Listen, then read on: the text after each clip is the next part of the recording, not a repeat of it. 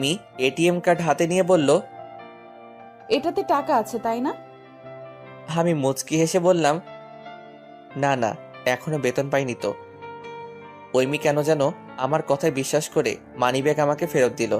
আমি পালানোর রাস্তা খুঁজছিলাম। ঐমি মুচকি এসে বলল,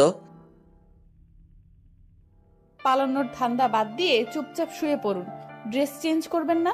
আপনি চাইলে আমি বাবার লুঙ্গি এনে দিতে পারি। না থাক, লাগবে না।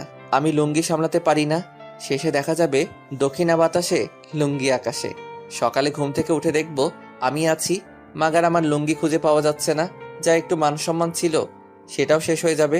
তার চেয়ে ভালো আমি এটা পরেই ঘুমাবো। আমার কথা শুনে ঐমি হাসতে হাসতে বলল, সামান্য লুঙ্গি সামলাতে জানেন না, বউ সামলাতে পারবেন তো? আমি কিভাবে বলবো? আমার কি আরো 2-3টা বউ আছে নাকি?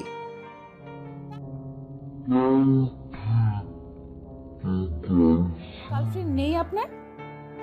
হুম, আছে তো। হায় আল্লাহ, বিয়ে তো করে ফেললাম। এখন আমার গার্লফ্রেন্ডের কি হবে? এই সব দোষ তোমার। আমার নামে মিথ্যা অপবাদ দিয়ে তুমি আমাকে ফাঁসিয়েছো। আমি তোমাকে কখনোই ক্ষমা করব না। ঐমি ভেংচি কেটে বলল, আপনার ক্ষমার আমার দরকার নেই। আপনি বসে বসে আমার ক্ষমার উপর চাপ দিন। আমি গেলাম ঘুমাতে। আচ্ছা, তুমি আমাকে মিথ্যা অপবাদ দিয়েছিলে আমাকে মার খাওয়ানোর জন্য। মায়ের তো আমি খেয়েছি।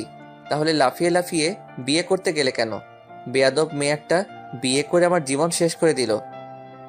প্রথমে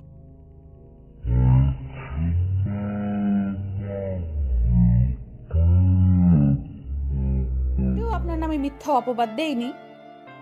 ওরে বাবা, কি মিথ্যাবাদী মেয়ে! আমি তোমার গায়ে হাত দিয়েছি, এরপর আমি তোমার সাথে উল্টাপাল্টা কিছু করার চেষ্টা করেছি। আমি তোমার পেছন পেছন ঘুরি। আমি তোমাকে কুপ্রস্তাব দিয়েছি।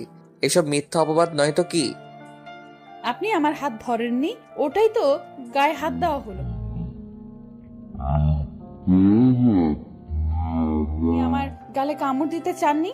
মাঝ রাস্তায় আপনি একটা মেয়েকে আটকিয়ে তার গালে কামড় দিতে চাইবেন, তো সেটা উল্টাপাল্টা কাজ নয় তো কি বলবো?